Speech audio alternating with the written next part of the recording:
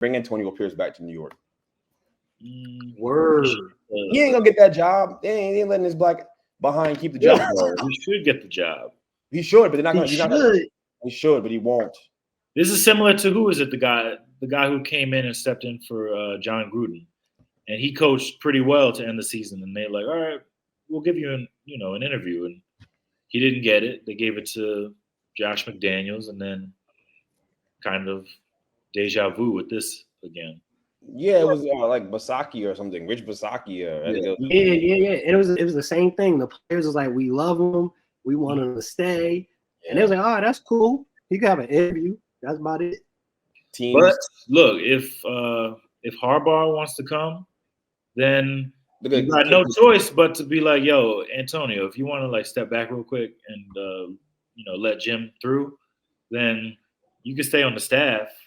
Harbaugh is only ending up in one of two places. It's going to be Washington or the Chargers, because Washington has the second overall pick. It's a great situation. They did tanking the right way, unlike the stupid Giants, and now they're going to be able to pick one of the three best quarterbacks in the class, and they have a bunch of cap space, and they have like 5 picks in the top 100. So he's going to either go there, and that's more likely. He'll probably end up going there, or he'll end up going to Coach Herbert.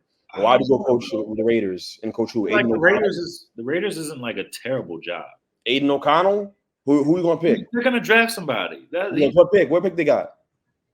They got like a top 15, top 20 pick. Also, JJ McCarthy. Oh, because that's his boy. He's gonna bring his boy in there. Who better than him to utilize his skills? I doubt he takes that job. But the other two jobs I just named are more appealing. But the Washington job doesn't seem that appealing to me. But what I just told you? What do you mean? And they have no. They got rid of all their. Martin's there too. Yeah, that's ridiculous. Ron's one ring in Cleveland over that Golden State Warriors team has more weight than any ring that Michael Jordan won. Yeah, Tyreek Hill's the most dangerous non-QB in the NFL. If me, T.O. was better than Jerry Rice. I don't know if we ever see anybody like LeBron again. You mentioned the Arthur Smith situation. Let me know what y'all think. You got the team morale, and I asked the guys, I said, guys, like, what do you want to do? Yeah. We know how much Jamal means to this team, and I understood from DA's perspective, so I give him that. Yeah, but DA didn't condone that at all. Yeah. He didn't. However, we decided as a team to do it, and man, we got an interception to the 1 yard line. Yeah. So if we would have scored, would it still would have been disrespectful? Right. I was not in. It was an offensive team decision. However, when you return the ball to the 1 yard line and you have that opportunity, we just had the opportunity and we decided. Now, Jameis said his piece. We seen everybody from Shannon Sharp saying this man need to be cut immediately. Stephen A. ripped him a new butthole.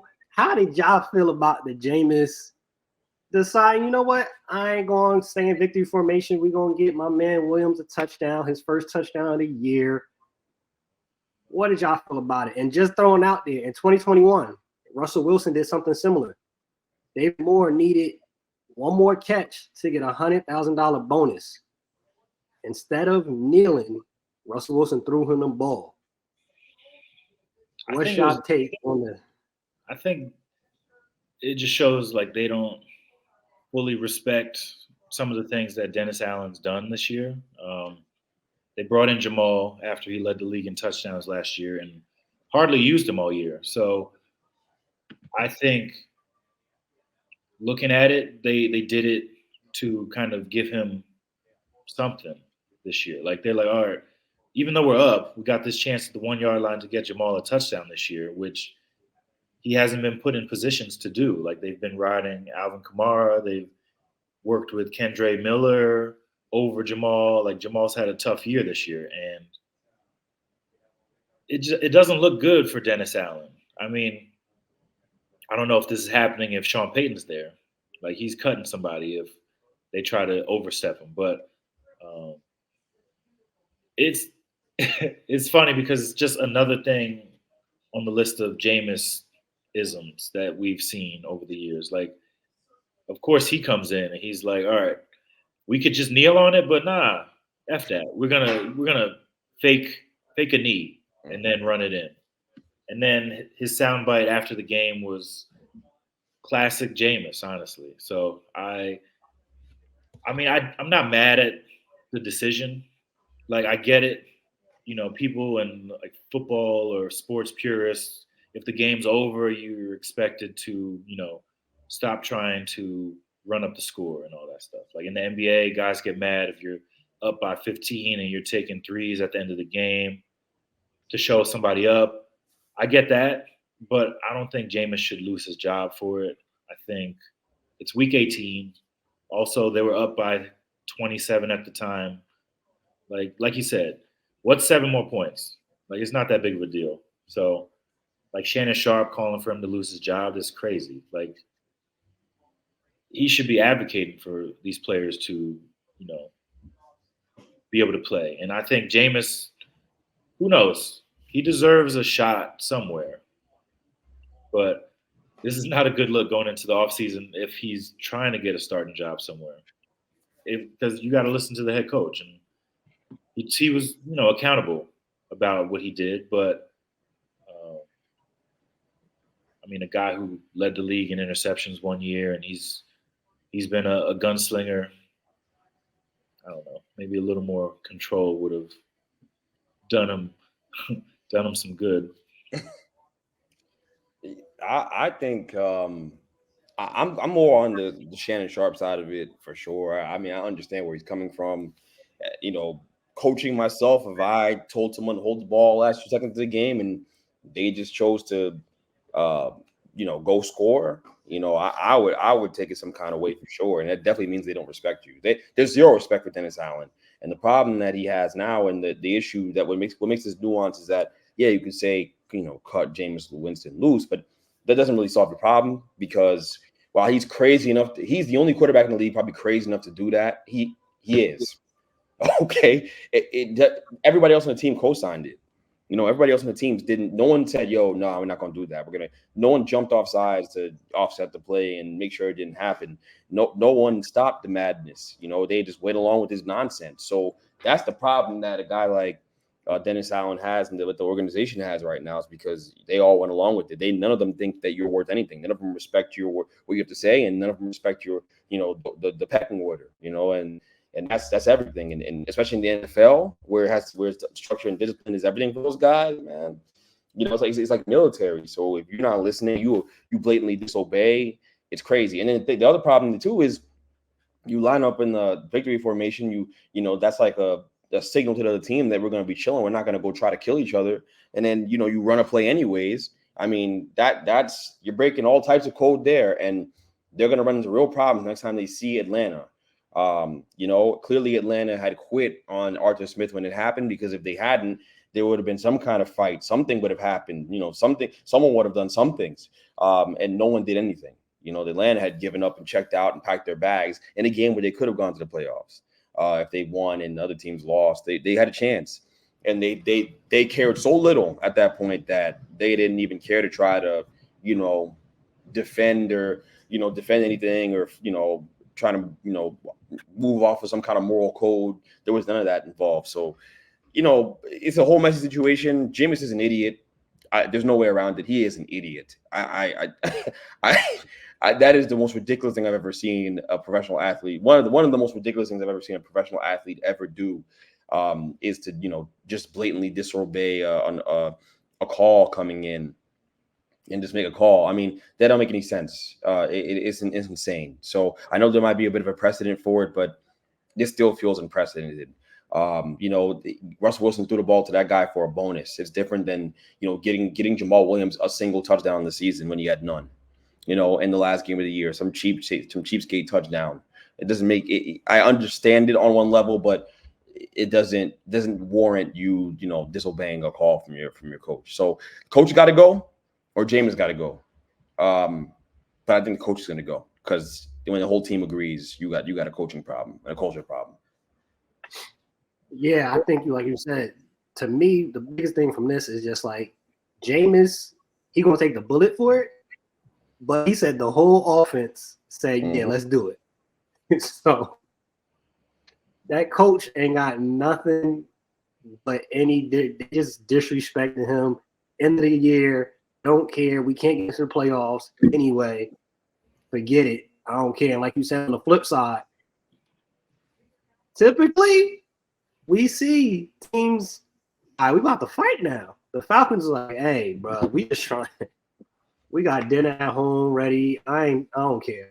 Go ahead, score the touchdown. I ain't mad. Shoot, you talking about next season? It might not be a problem next season with how the Falcons going, and depending who they get to be the coach and the team that they get to come in, they might not give a darn. It might just be easy peasy after that.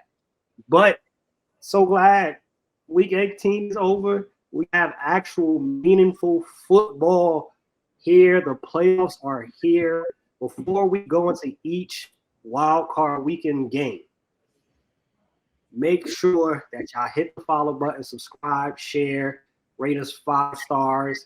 We're trying to take this far. We're trying to go places, and we're not here for a short time. We're not here for a good time. We're trying to be here for a long time. Before we go to picks, let me know who's y'all Super Bowl prediction this year. Before we even go into the wild card picks, who are you predicting to get into the Super Bowl and who wins the Super Bowl? I'm gonna say Ravens, and you know what? I'm gonna go Cowboys. I'm gonna say Ravens, Cowboys. I'm gonna go against the grain a little bit, and yeah, I feel like the Cowboys might figure it out. I mean, I don't want to be the basic person to pick, Ravens, 49ers, because that's the obvious choice. But I think if there was a team to be able to knock off the 49ers, I think the Cowboys can do it. I like that pick. Ravens, that's my pick to go on there too. So I got Ravens. I have them winning it all. Now, the Cowboys, that's a I just don't trust the Cowboys. They are the best team in position to beat the 49ers. And the 49ers got some injuries going into the playoffs, but I'm gonna say that the 49ers gonna figure it out. Ravens win. Looking at another trophy for Lamar. You picking the Cowboys is crazy. I heard that. That's crazy. I mean, the sleeper on that side, I would say the Rams. If I'm going to pick a sleeper that could knock off the 49ers or the Packers or the Cowboys, just because Sean McVay has been there, Stafford's battle-tested, and they've got weapons everywhere. So I think they're a dangerous team. Like I said, I've been saying it for like a month straight that they're going to beat the Lions this week. Even before that was even like a set-in-stone matchup, because I just think it just seems like too much of a perfect ending for the Lions season is to lose to the team that made this trade for you to get Jared Goff. So me, Ravens, 49ers, I do agree with what you're saying, by the way. The Lions are the Lions. They'll find a way to lose in a critical moment where they need a game. I'm not sure the culture's changed. You don't change what's in your bones. You don't change the DNA of a franchise, right? I mean, if Campbell can win a playoff game, keep him there forever. He should be guaranteed to stay in Detroit for the rest of his life. He should never be able to lose his job.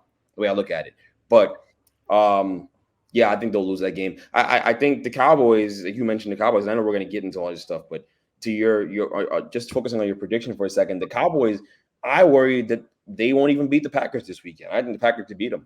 I think Jordan Love can go out there and I'll duel them and make less mistakes, and they can run the ball, and their defense can make enough plays. And here's another thing: the Packers are going in there; they're loose. No one thought they'd be here. No one thought that Jordan Love would be good enough to take him here. And he's playing with house money. He's playing at a really high level. It's like a basic just Sunday to them, right? It's just another Sunday. But with the Cowboys, things are tight, because everyone knows you lose that football game, guys are getting fired. McCarthy's getting fired. Everyone's getting fired. The equipment is getting fired. They letting dudes go. But Jones has been clear Jerry Jones has been clear that he wants to win a Super Bowl, and everybody in that building knows that. So they're playing with the tightness about him, right? I mean, Dak wouldn't even wear the stupid hat because he's like, well, I want something bigger. Well, Dak, you should have worn a hat because you got to celebrate everyone you can get because you're not going to go to the Super Bowl. It's not going to happen. So I'm not going to believe that until I see it. The Cowboys are who they are. They find ways to lose big games. That's in their DNA. Like the Detroit Lions have, failures in their DNA. And so, I'm not going to – I don't think that this is the year the Cowboys buck that trend. I know there's a pathway to do it with the Eagles looking like garbage and the Eagles being on the way out of here, but I just don't see it for them. I just don't see it for them. I don't believe it, and y'all gonna have to show me. Y'all gonna have to show me. But I think they could easily lose this weekend to the Packers. I have no problem picking the Packers. I could easily be right about that, and I probably will. But Ravens 49ers for me, most logical decision. It's football, weird things happen, but I think Ravens 49ers is probably the way I'd go for the Super Bowl pick. Since you mentioned Cowboys, Packers, we'll start there. Miles, who's your pick for the Packers-Cowboys game? I think. Well, obviously, I took the Cowboys, so I'm taking Cowboys in this game. I think Dak and CD, they're rolling right now. It's probably the most dangerous combo in the NFL, passing-wise. If they can get the running game going, that's a plus. But on the flip side, Micah Parsons, I think he's going to be a game wrecker in this one. And I think if you're able to put a little pressure on Jordan Love, get him off kilts, and make him think too much, you can make him, turn it over. Like what we saw kind of in that middling part of the season where he was struggling. He was making bad decisions, bad throws. So, I mean, he's hot right now. But he's also going into enemy territory. First playoff start. I'm not really ready to, say he's Mahomes and just, first start in the playoffs, lead team to the Super Bowl and all that stuff. But he's a solid piece. He's their franchise guy, but it takes time. You don't just get to the mountaintop overnight. So I got Cowboys by at least 10. I kind of gave my spiel on why I think the Packers will win that football game. I think they can control the football. They can compete in the trenches. They got a good O line. They got a good D line. And Love's going to make enough plays against the secondary that's okay. That has proven to not even be that good. I mean, I think if they're not getting the big play, if they're not getting an interception or turning you over left and right, they don't look that good. There's holes there, so they can exploit those, and I think they will. I think it's gonna be a closer game than people would like to see, especially Cowboys fans. And I think that the Packers could easily walk away with the win. And now it'd be just devastating losing to Jordan Love in his first real year playing as a starting quarterback in the NFL. But it's certainly on the table. So I'll pick the Packers because I think that the Cowboys they're not fraudulent, but they are going to be tight. And I just think that that's the reality. When you have Jerry Jones talking as much as he does, it puts unnecessary pressure on the players and the team. So I'll pick Packers. First game of the playoffs actually starts off Saturday. Browns at Texans. Now, there's been another game like Rams where you mentioned the quarterback that used to be there, come there to play in the playoffs, but we know Deshaun is out. He is not playing this game. It's Joe Flacco against C.J. Stroud. This is the second time in 20 years that the Browns have actually been in the playoffs. Do the Browns advance this weekend with that great defense that they have?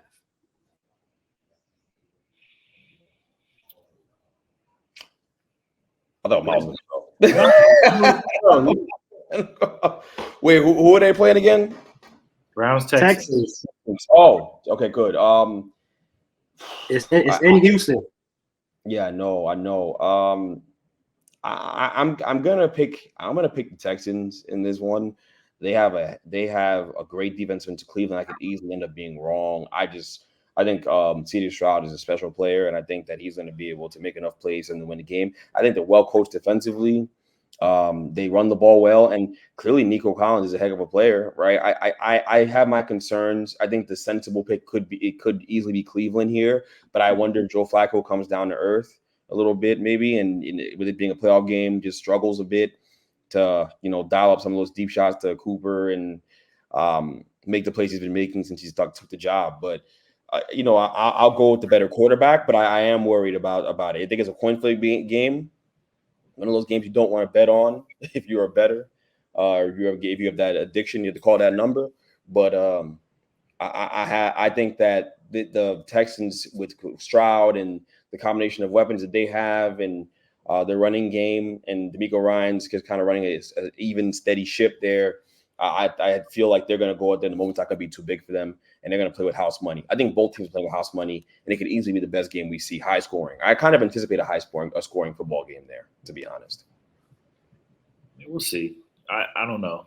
I feel like you're downgrading Joe Flacco a little bit, Yeah. Super Bowl winning Joe Flacco.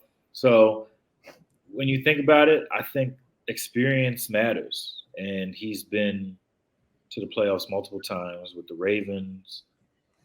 I think he kind of righted the ship a little bit with this team when he signed maybe a month or so ago.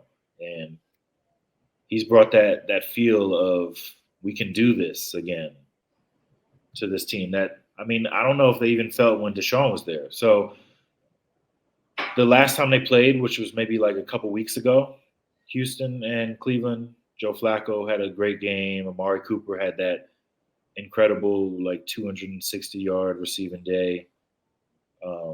They've got weapons everywhere. Jerome Ford, they've got Njoku. So I think it's going to be tough. And you've got Myles Garrett, who's probably going to win Defensive Player of the Year. If it's not TJ Watt, it's him. So you've got challenges on the other side of the ball for CJ Stroud. And he's a rookie. So he didn't play against this defense. He didn't play in that game. He was out with a concussion. So he didn't really get to see what looks they're going to throw at him. So this is something that's all brand new. And I get it. You got film study, but it's different when you're on the field looking at it and you have to decide quickly. And Nico Collins is cool, but they do have Denzel Ward and Emerson and a couple other guys that are pretty good on defense for Cleveland. So I'm taking Cleveland. I think we're going to have a few upsets on wild card weekend, and that's the best part of it. And honestly, I don't know if this is really an upset. I think Cleveland's the better team. They're just, in a very difficult division. The next game that is happening Saturday night, you got Dolphins at Chiefs. Kansas City, they already beat Miami this season, 21-14. The temperature is supposed to be below 12 degrees, which makes me question, is that high-powered, potent Miami offense going to be able to travel and have success in the cold? But before y'all give me y'all picks, this game will be solely on Peacock. What's y'all thoughts on it being on Peacock, the app only? The Dolphins. The NFL's arrogant. Yeah.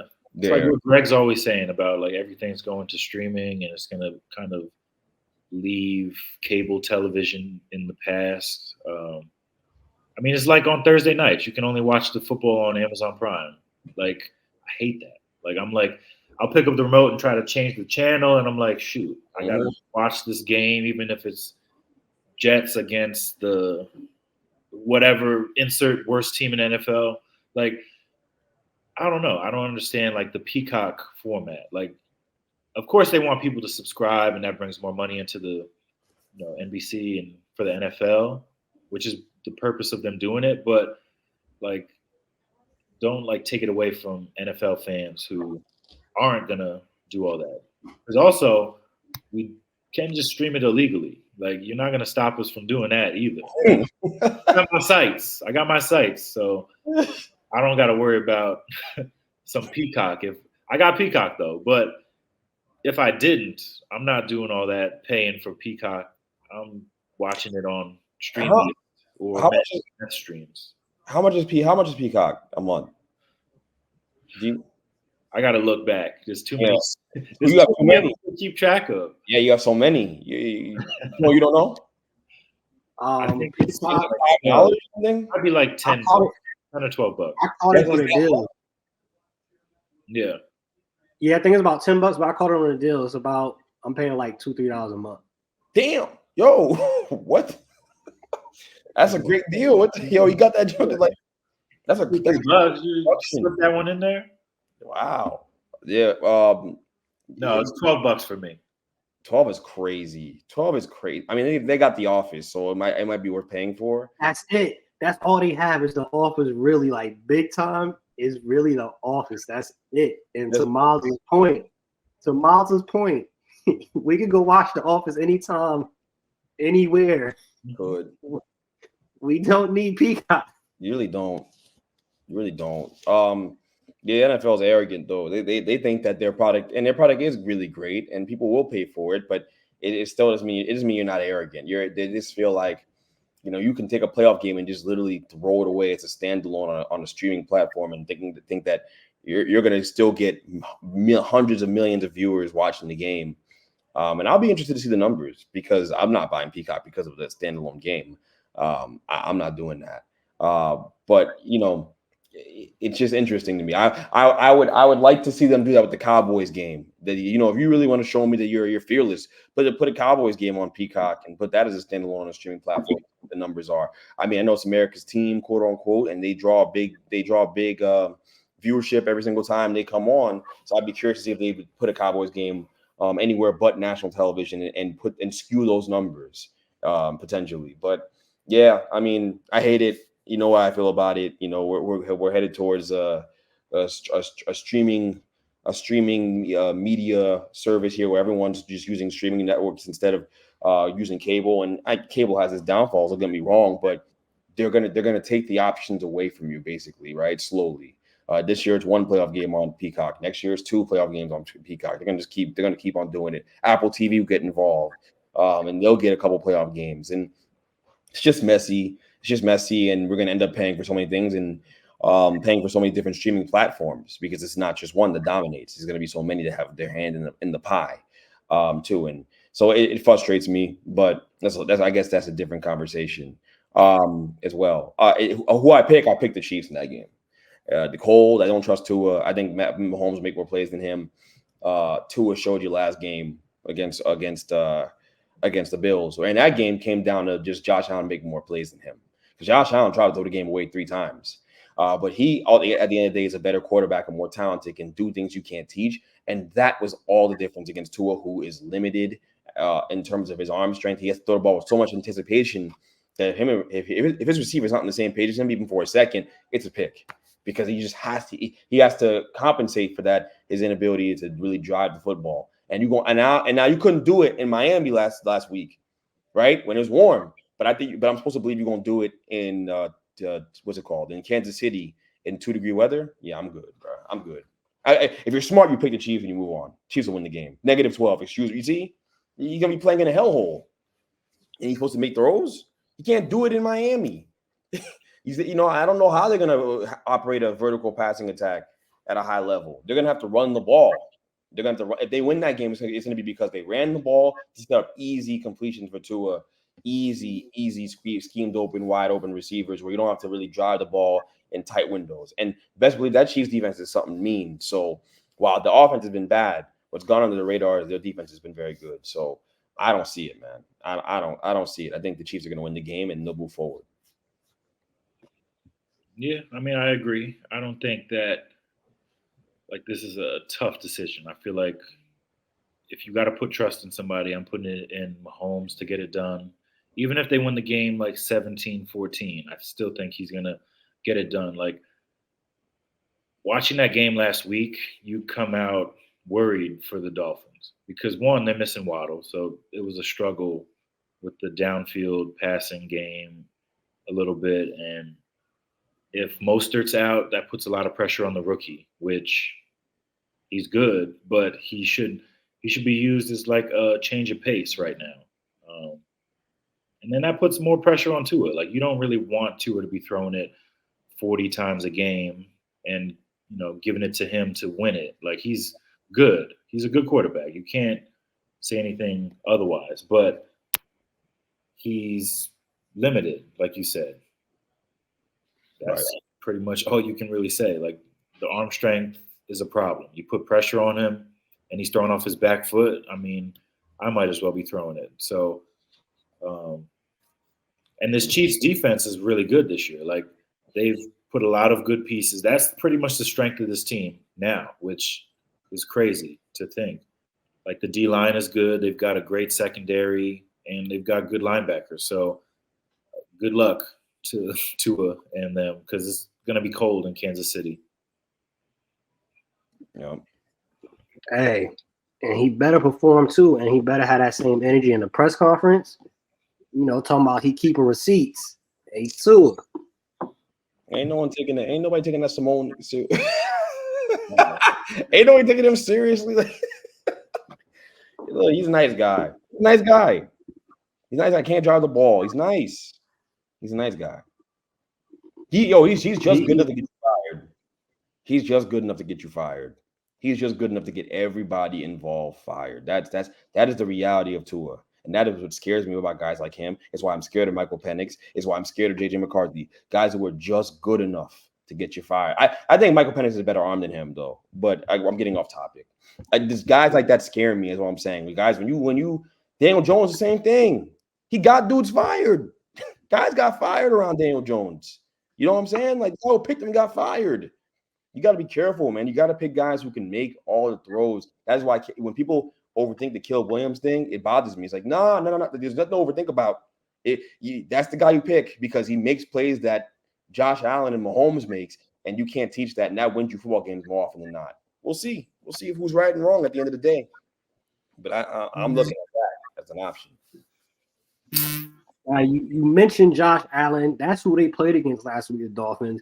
Both teams really did not look well. You don't know sometimes, especially this season, what Josh Allen you're going to get. You don't know what type of game is going to happen. You don't know how many turnovers are going to be. You don't know if him and Stephon Diggs are going to be on the same page. But last week, they was on the same page. But this next drive, this when a good team showed that they're a good team. They was on the same page last week. Do you see the Buffalo Bills advancing? I think so, but we never know with Josh Allen. They have the Steelers coming to town. Bills are 7-1 at home this year, and specifically against the Steelers, Josh Allen is about 3-1, I believe, in his career. Yeah, I think it's not going to be close. Like, it's going to be one of those games that this might be the biggest blowout of the weekend. No TJ Watt. You've got Mason Rudolph in there. We could keep going. Like, they really want to slow it down and run the ball in this game. Like, they want to lean on Najee Harris and Jalen Warren a little more to kind of slow down that passing attack of Buffalo. But I don't know. I think Josh Allen, he's got to stop making these boneheaded plays. That's it. Like, that could come back to hurt them in a game like this. Like, Tomlin's a really good coach, and he could sneak one out here if he's able to keep it close in the fourth quarter. And I know it's a big loss losing TJ Watt,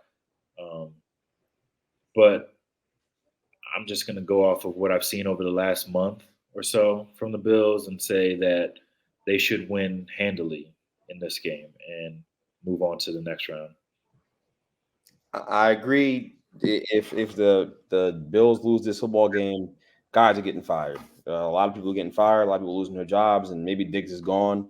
Who knows? But guys are getting fired if the Bills lose that football game. Losing the game to Mason Rudolph it would be just insane. So they better hope they win that football game and do what they're supposed to do. But there's a classic game they're supposed to win. We'll see what happens. The Steelers could even they could upset them. Josh Allen could just gift wrap in the game. You never know with him what you're going to get. So we'll see. But he better be the best version of himself, and they better not lose, because if he loses, everyone loses, because guys are getting fired. That's just the way it's going to go. How far do y'all think the Bills can go? Because we talked about it last week, being that they could have been the number 2 seed, which they are, or they could have been the 6th seed in the Chiefs in the first round. Being that we're all expecting them to actually win this first game, how far do the Bills go, you think? how far do I think they go? I think they lose maybe in the AFC Championship, but they could make it to the Super Bowl if the ball bounces the right way. Like they're good enough that they can compete with Baltimore.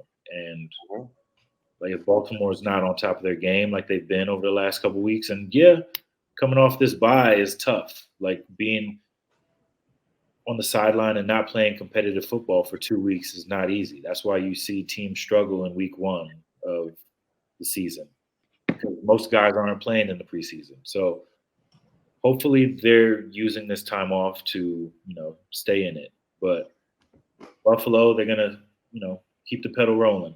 And I think it starts with the Steelers and then who's next. That's how they got to look at it. So I don't think they should be afraid of Baltimore. Like they've got a quarterback who's just as good as Lamar. Maybe just a notch down, but he's just as good talent-wise. So I would hate to see the Bills go to the Super Bowl. That's like the one thing I would hate from this playoffs. Like finally the Patriots are done, but I don't want to see any of these other AFC East teams make it. But yeah, Josh Allen he's really good. They can make a Super Bowl run. Yeah, that's the best case scenario. I don't think anybody should discount that as a potential option. And that, if they run the ball with Cook and they get that going and they limit the mistakes, they definitely can make a Super Bowl run. Defense is still good enough to carry them. I think they're guaranteed 2 games at home in this playoff run too, including this one here, this first one. So they have a chance. They have a chance to go to the Super Bowl. That's the ceiling. I think at worst they go AFC Championship, but we'll see. We'll see. Like I said, anything less than that, McDermott better start sweating in that regard as well. So that's why I look at it for that team. Next game we already alluded to. We talked about it, and we did post it on our story. This is another reason why that you guys should follow and support and pay attention to us. We do not give hot takes. We give takes that we believe in, and 87.65% of the time, we are right. Miles predicted 3.5 weeks ago, Rams, Lions, first round in the playoffs. This is the first playoff game for the Detroit Lions in 30 years. It's so fitting. It's so fitting that like Stafford is coming home. Basically, he's coming home. He's gonna pull one of the, Aaron Rodgers, what he was doing too. He was like, "This is my house. I own you." I wouldn't be surprised. He's a better person probably than Aaron Rodgers. Not probably. He's a better person, but I think they've got weapons. They've got Kyron Williams. He's been rolling all season. They've got Puka. They've got Cooper Kupp. Like they still have Aaron Donald, and this defense is still pretty good. Not like it used to be, but it's good enough to slow down this Lions offense. Like the biggest thing with the Lions, I think, is you're going to live and die by Jared Goff. Like he's had games where he's thrown for 400 yards and 5 touchdowns, and he's had games where he's thrown 4 interceptions and looks like a rookie quarterback. So which one are you going to get? I mean, they're playing at home, which is definitely a plus for him. He's better at home when you look at the splits. But I don't know. I've just had this weird feeling for the last month that if this is the way it shakes out, that the Rams are going to get it done. So I'm still going to stick to that. I definitely think the Rams get it done. The Lions, kind of like the Eagles, which is the next game we'll talk about. The Lions, low-key, have hobbled into the playoffs themselves. They've been up and down. They haven't started off. They're not playing the same way that they started off. You're getting different games from Jared Goff. This is a big playoff game. This is a game for him, too, of having revenge. Like, hey, I'm going against a team that said they didn't want me. They put me up for adoption. They didn't want me no more. Jared Goff is Will Smith in the Fresh Prince inside the room looking like, why he don't want me no more? Why he don't love me? That's Jared Goff looking at the Rams. And either he's going to use that, and we're going to see the Jared Goff that was 3 touchdowns, 0 interceptions, 320 yards, or we're going to see that 4 interception Jared Goff, and it's going to be a long day in Detroit. I'm going with the Rams, though. proven thing, Matt Stafford. Hold up, Greg. Let me say one more thing. I feel like this is the most personal game of the weekend, and I feel like this should have been on Monday and not the Eagles Buccaneers. That game sucked. Sure. Yeah. I feel like this game should have been highlighted. Like they said, Lions haven't been in the playoffs in how long? They haven't won. Well, not that they haven't won the division in years. So they're finally getting a home playoff game in Detroit, and Dude, it's gonna be loud. It's gonna be crazy in there. yeah, and all the storylines that come with it. Like you got Matthew Stafford, who was here for. I mean, him and Calvin Johnson brought respectability to this team for years when they had none. Mhm. And then you trade him away, the prodigal son, to the Rams, and they win. And then you bring in Jared Goff. Like, it's personal for both these guys. Like, I feel like, sure, the Lions helped out Matt Stafford and sending him somewhere he could win. But, like, he still got doubters. He's still got stuff to prove. And same with Jared Goff. So it's good that it's at, 8:30? It's the 8:30 game or 8:15 on Sunday. Mm-hmm. But I think this should have been standalone. Yeah, standalone. I shouldn't be watching the game before to prepare myself for this one. I feel like you should have given this one on a Monday night. Given it the day to sink in for everybody that this could be a classic. Yep. The storylines are incredible. I picked the Rams. I told you guys in the beginning of the show. I don't trust Detroit, and so they'll prove me wrong. But I will say it'll be hard for them to lose in that environment. The Rams are going to have to go take it from them. That's going to be a tough one. But I do think the Rams are good enough to do that. McVay's a genius. He knows what he's doing. That team's well coached. They got a great quarterback. Puka and Kua, they got weapons. There's really not much to worry about. They're going to attack the Lions where I feel like they're the weakest and can be attacked, but they're a good team, and the Lions are a great team from top to bottom. I just feel like Goff has his limits. He's a better quarterback, and the two teams are evenly matched enough to where the better quarterback wins. And I think that's the Rams. Yeah, Laporta is going to be a huge loss. The tight end, definitely. I think already you could put him in as a top 5 tight end in the league right now. Him not being able to be there as that security blanket for Goff, I think we're going to see that be a huge thing. We're mentioning it so far every wild card game. We're talking about the quarterbacks, and some depending on which game we're talking about, you don't know which quarterback you're going to get because it's been up and down quarterback play on multiple teams this year. So next game that we have, and just mentioned it, this is the last game of the wild card weekend, is the Eagles at Bucks. They don't even get a home game. And I'm going to give y'all a stat on the Eagles real quick, which is wild. They broke a record. It's the first time ever this has happened in the NFL. But this is another game where we have to find out what Jalen Hurts is showing up.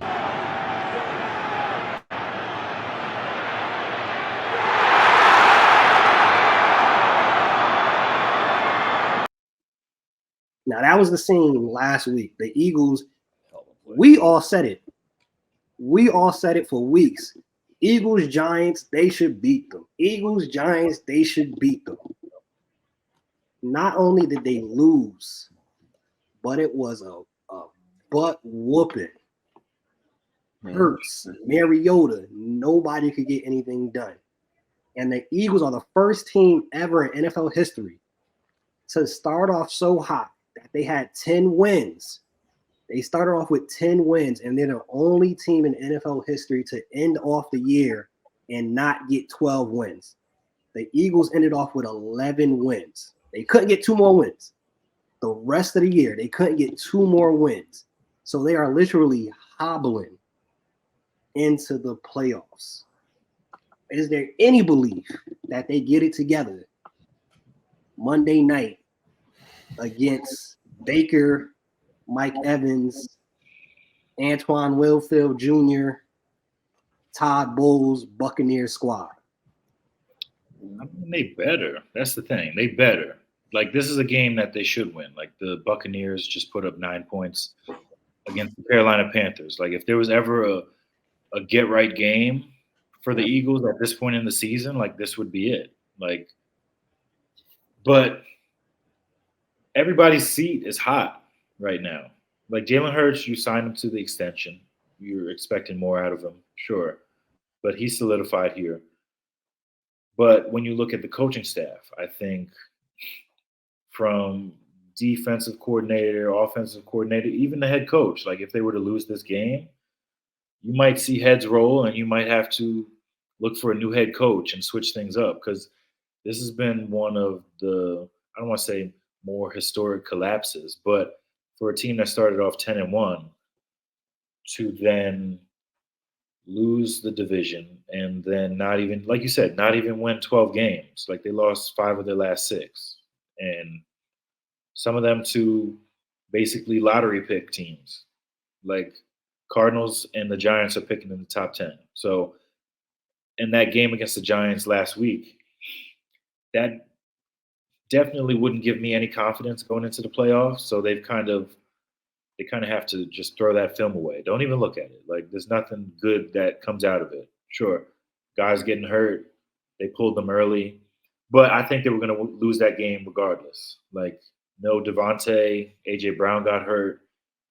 I think once they saw Jalen Hurts hurt his finger, they were like, all right, we've got a game next week. This game, sure, we've already lost it, but we got to get ready for next week and make sure everybody's healthy because they can't win this game with Mariota. He's god awful. He's like the anti-Jameis. He's ass, but he doesn't have as many fun quotes in the media. So I want to pick the Eagles. But this could be a close game. Don't do that. Don't do that. The Eagles are really bad. I was really mad about the Giants beating them. And then I looked at the score at halftime. I'm like, the Giants aren't just beating these guys, they are whooping their ass. This is an embarrassment. What happened to the Eagles last week. And you don't wash that away. You don't throw it away. You don't wash it away. You want to know why? Because it'd be one thing if it was a one-off and they lost that way and that was it. They had lost. They finished the season horribly and been losing down the stretch. And so I'm gonna believe they're gonna throw this thing out. Nah, man. Like the Giants were able to expose a lot of the weaknesses we talk about. Their linebacker play is weak because they lost 2 of their 2 linebackers in free agency. Their corners are terrible. James Bradbury showing you who he's always been. He isn't good. And Slay, I always thought Slay was overrated. I didn't think he was great. He played at a high level last year for sure, but I never thought it was like, if you're a great corner, teams don't part with you. You know what I'm saying? Like, I think Detroit makes a bigger push to keep you if you're that dude. So I have my concerns about a team like the Eagles. I think they're cooked. I think they get beat this week by the Buccaneers. The only way the Buccaneers don't beat them is if they can't put up points. But I think the Buccaneers are going to beat them. And I don't feel bad for Nick Sirianni at all. He deserves it. He deserves every second of the failure that's coming. And when he gets fired for their lackluster performance, nothing will surprise me. Nothing will surprise me, right? So that's what we're looking at there. And I'm excited to watch it. Can't wait. We're going to end off the show ranking. We ain't got to do a rank. We just give us your top 3 coaches and top 3 quarterbacks. For the quarterbacks, give me your top 5 quarterbacks in the playoffs right now. For the coaches, obviously, for those that's watching, that's listening, in case you do not know, you got John Harbaugh with the Ravens, Mike McCarthy with the Cowboys, Nick Sirianni, Eagles, Mike McDaniel, Dolphins, Andy Reid, Chiefs, Mike Tomlin, D'Amico Ryans, Dan Campbell, Sean McVay, Kevin Stefanski, Kyle Shanahan, Matt LaFleur, and Todd Bowles. Who are your top 3? Who's your top 3 head coaches in the playoffs this year? Definitely Shanahan. I would put 1. Harbaugh 2. I mean, for them it's like 1A, 1B. No, scratch that. Let me run that back. All right, Andy Reid. I'll put Shanahan, and then I'll put John Harbaugh. You said top 3 or top 5? Top 3 for coaches, top 5 for QBs. All right. Yeah, that's my top 3. My top 3 coaches, I'm gonna have to probably go John Harbaugh. That's my first one, number 1 seed. Then I'm gonna go with Shanahan, and I'm gonna end it off with Andy Reid at 3. So far this year, it's been a little up and down and shaky, so I'm not gonna give him that number 1 spot. Going into the playoffs, because the team, he's good, but the team how it's set up, I don't think they're gonna have long-term success this year. Oh, you're saying like top 3 this year, not just overall. Yeah, top 3 this year. Oh shoot. All right, then I would switch my list up. No, I would probably do similar to your list: Harbaugh, Shanahan, and then Andy Reid. Although, like for Andy Reid to have 11 wins with this Chiefs team is kind of crazy when you see what the product is every week. Yeah, I mean, coaches. I probably go. I mean, and I think the best coaches. And I mean, I know we're talking about this year, so you go Harbaugh, you go Reed, and you go McVay. I don't know. That's the kind of way I look at it. I think McVay's one of the best coaches in the league. And D'Amico Ryans has been great and probably should be in it, but those 3 are like the holy grail, I think, of coaching. So I'd go with those 3. I like that McVay pick too. Yeah. You guys my coaching already? You guys my quarterback already or no? No, go ahead. Start off with quarterback. And it's for this year. For this year. Yeah. Lamar. I will Lamar. I'd go Josh Allen. I mean, yeah, like Josh Allen and maybe Dak 3rd. Maybe Dak 3rd.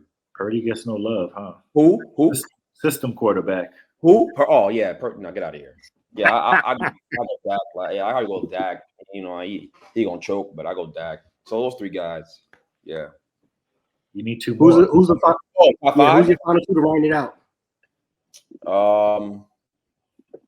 Mahomes and CJ? Mahomes. Yeah, and then Stroud. Yeah. Mahomes and Stroud. Mahomes and Stroud to finish it out. Yep. That's what I would have chosen. Good list. Miles, you gonna put a Purdy in there and mess it up? How? Before that terrible game, he was running away with the MVP. That terrible game is etched in my mind. I can't get rid of it. All right, yeah. You've seen enough of them this year from Big Blue. All right, so I'm gonna go Lamar number 1, Josh Allen number 2. I'll go Dak number 3. He had a really good year. Purdy number 4, and